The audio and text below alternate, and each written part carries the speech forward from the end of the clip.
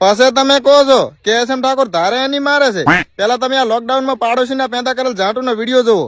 આ એસમ આ બાબુડો આવા ઘણા બધા લુખા છે, આખું ટોળું છે. હોવે છે ટોળું, તારી ચમ બળીને ધમાડેજી. આ એસમ ને બધા ખાસા બધાનું ટોળું છે. એટલે કઈ અમે કોઈનો બળાત્કાર બીજો તો કરતા નથી. તો અચમ લઈ સડ્યો છે શોધું. પ્રકાશ ઠાકોર નું અડપલું કર્યું છે. એટલે કઈ પ્રકાશ ઠાકોર કઈ બૈરું બીજું જ છે ને કે એનું અમે અડપલું કરા. અને તને એની એટલી બધી ચિંતા થતી હોય ને તો તારા ઘરમાં રહે શોધી ના. એટલી છોકરીઓની આરે રોસ્ટિંગ વાળા વિડિયા બનાવે. લ્યો બસ કરી નાખે ને શોધ ના વેડા. ઘરની મા બેનું તો બીજે ભાંડા ઉઘાડા કરીને પડી હોય. અને આ આવી ગયા બીજાની બેન દીકરીઓને સુધારવા, બીજાની બેન દીકરીઓને વિચારવા. પેલા ઘરે જઈને અહીંયાના ભાંડા ઢાંકો શું તો મારીનું. આ પોડા મરીનો એસમ એની માને પોડું મારે. ઈ તો બધું થતું થશે, પણ તારી માનું હમે કરીને ભાંડું મરણું ને એમાં અમારા બધું જોવાનું છું, નકે ના જોવાનું થોત. અને તારી માનું ભાંડું કોણે માર્યું તને ખબર છે?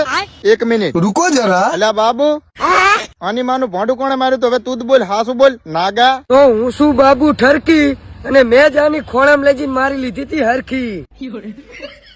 જોયું ને? હવે તારો બાપ કોણ? આ બાબુડો